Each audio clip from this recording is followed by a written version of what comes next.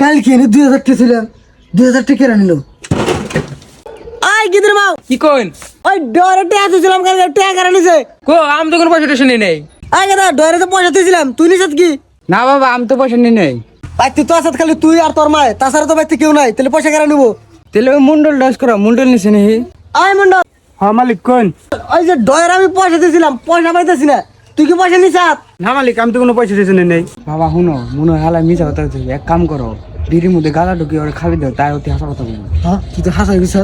I Mondal, আজকে তোর আবার পরীক্ষা করে নেবো, পরীক্ষা করে আমি পয়সা ভাই করে নেবো, কেরা নিছে? হ্যাঁ না কি পরীক্ষা নিবেন নেন? তুই যে বালের পরীক্ষা নিস আমি আর হাজার কথা কইতাছি না। আই দা মন্ডল,